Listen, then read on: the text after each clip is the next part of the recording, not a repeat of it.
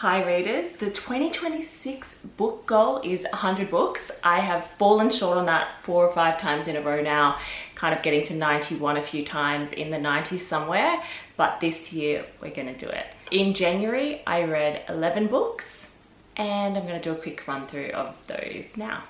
Okay, so the first one of the year is immediately not a recommendation. It's The River is Waiting by Wally Lamb. It is so highly rated online, but I really, frankly, did not like the book at all. I found the character to be incredibly shallow. There's meant to be this great story arc of redemption for him because he commits something that causes a tragedy for his whole family in the first couple of scenes and ends up going to jail, and it's supposedly about his rise back to goodness for himself, and he's not a good person. I found the characters not to be genuine. I didn't feel engaged with the storyline and didn't really enjoy this one, but I am very much in the minority with that. So as I said at the start, there is great ratings for this one online. So if you did read it and like it, I'd love to understand why. Please comment below. The next book, Mad Mabel by Sally Hepworth, was a standout for me this month. I really enjoyed it, and I've read a couple of Sally's books and this I think was a real highlight. Our protagonist is an 81-year-old woman living on a quiet street in Melbourne, and she had me captivated from the start. She is meant to be an old curmudgeon, but we can see inside her and know that she is actually very caring, and she's incredibly witty and funny, and she stole my heart. When she was younger, she was known as Mad Mabel and was one of the youngest, or if not the youngest, murderer in Australia. And ever since that time, she's been trying to keep out of the public eye and keep a low profile. One of the really interesting relationships in the book is one that is developing with her and a little girl on the street, a 7-year-old neighbour that is so keen to be friends with her. On its face, it doesn't sound like a super believable relationship, but I have watched the show Old People's Home for 4-year-olds, where really young kids spend time with elderly people, and watching them develop their relationships was something that I could definitely see happening in this one. The book had a great deal of suspense and a lot of mystery, but just so much more heart than your ordinary thriller, so I really enjoyed it. My next read was a historical fiction, Swimming in the Dark. It was set in Poland in the 1980s. The book starts off at a summer work camp where the central characters, Ludwig and Janos, pronunciation questionable, I'm terrible at names, meet and develop a really intense, beautiful, sweet relationship with each other that is very secretive and isn't in the open. Ludwig is keen to leave Poland, but Janos gets a job with a party and wants to stay, which just causes a really big divide between them. If you like the style of Alan Hollingworth, you might enjoy this book. However, it's just not one for me. I found it a little bit slow and boring. But I will admit that some of those earlier scenes when the couple are first getting together were incredibly beautiful and well written. The next read for the month was a surprise for me, Beautiful Ugly by Alice Feeney. It was a surprise because I don't usually pick up any thrillers. I have an overactive imagination when it comes to thrillers and scare myself unnecessarily, so usually avoid them. This book centers around Grady. He is a writer that's waiting for his wife to come home. He's on the phone to her. He's very keen to share some exciting news. While he's on the phone to her, she stops abruptly, gets out to check a woman that was on the road, and disappears. So we're now a year later. He's still unable to sleep. He's still wondering what's happened to his wife after the disappearance, and ends up going to spend some time on a remote Scottish island as a bit of a writer's retreat, and hopefully to potentially finally get some sleep. The entire concept of the book and the minutiae of the particular island that he ends up on are fairly implausible, but if you suspend your disbelief and you've got a couple of hours on the weekend, it's a really quick, easy read. So I didn't mind it. I was really keen to read some more Claire Keegan after her book Small Things Like These was one of my favorites last year, and I picked up Foster, which is a novella.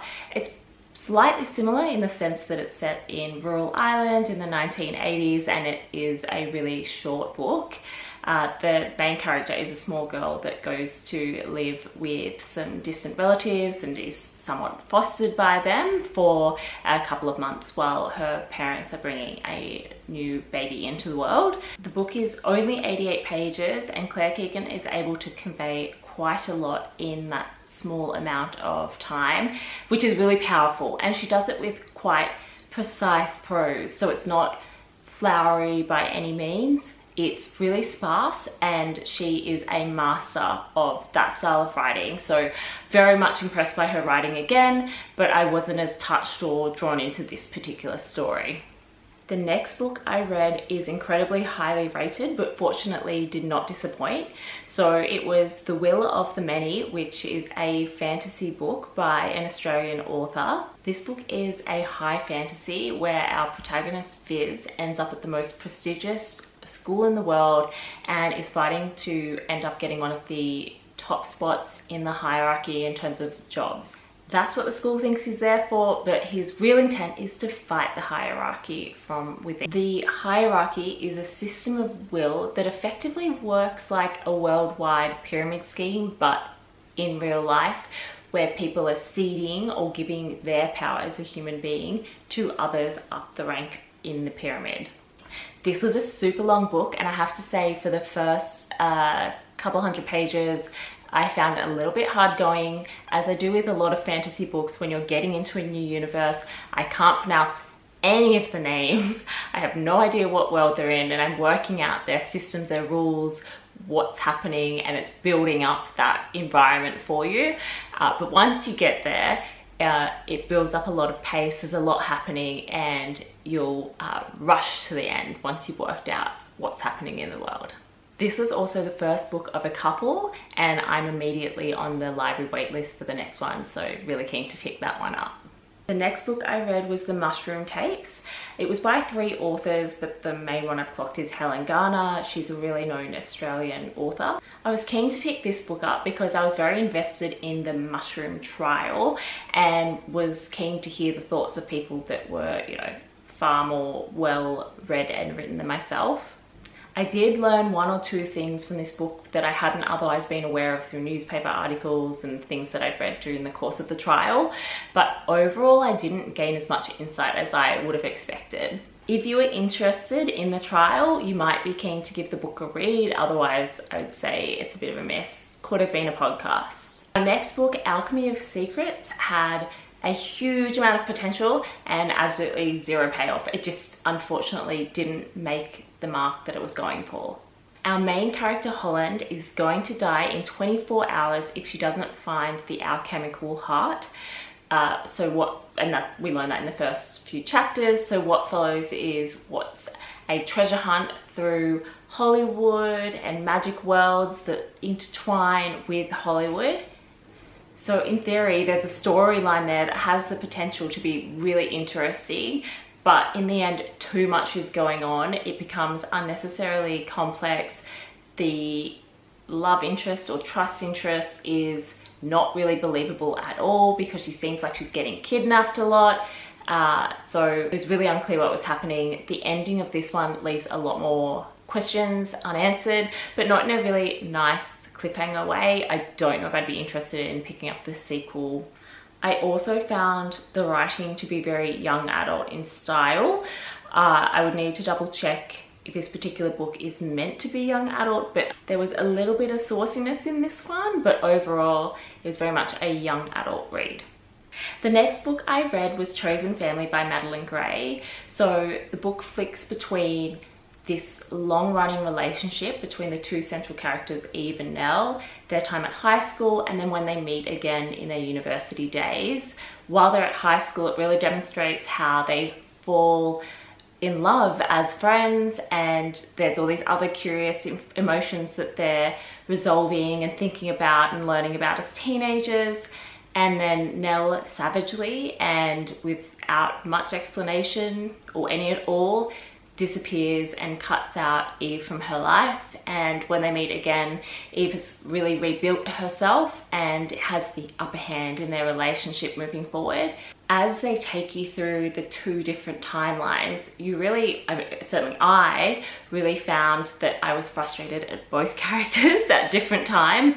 I didn't feel any real warmth for either one of them. They made some really surprising and quite rash decisions that, certainly to my mind, maybe I'm an older woman, and these were women in their early 20s, seemed really ill thought out and lacking in introspection.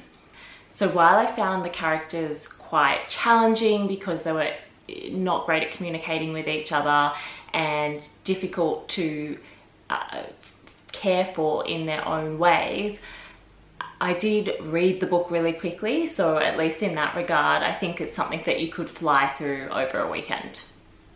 So in this book, there are 3 central characters that meet in a literary class and then spend their university days together, become very close. It's about their dynamics as lovers, friends, and how the 3 interact together.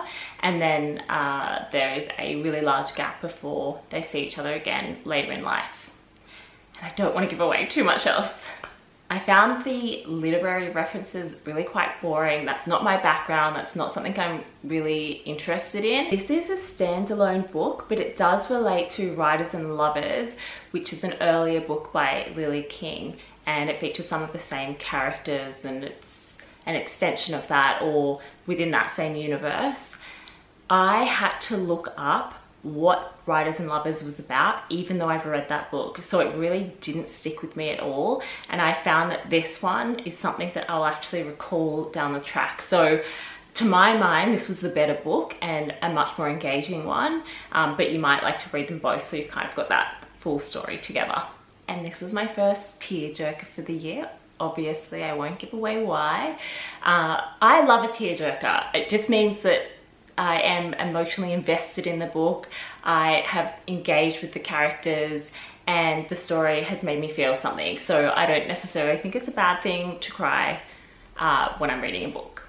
My last book for the month was Notes on Infinity, and I got completely swindled by the cover. So it said it was a crossover of Tomorrow, Tomorrow and Tomorrow and Lessons in Chemistry. Both are books that I love, and it just didn't meet the standard of either of those, unfortunately. While the book has chemistry students, I don't think it makes anything like Lessons in Chemistry, which is a shame because I really love that book. This one instead was giving me Elizabeth Holmes vibes. Our 2 central characters in this book also gave me Elizabeth Holmes vibes in the sense that they're really unlikable. The characters are incredibly young, in their very early 20s, which could explain some of their behaviors, but the fact that they're able to get so much funding for a complete lack of concept just screams Elizabeth Holmes to me. It's also the same in the sense that it's going for a, longevity vibe in the same way that Elizabeth Holmes was. This really felt way too far-fetched for me. However, maybe the reality is it's not far-fetched because I keep referring to Elizabeth Holmes and that is something that actually genuinely happened. So wrapping up the month, Mad Mabel was a bit of a fave, and Will of the Many, very keen for that sequel. I also found Beautiful Ugly, quite surprisingly, a fun quick read, and enjoyed Heart the Lover as well. If you read any of those, would love to hear your thoughts below, or if you've got any recommendations for other books as I make my way to my 2026 goal, please pop them in the comments below. I'll see you next time.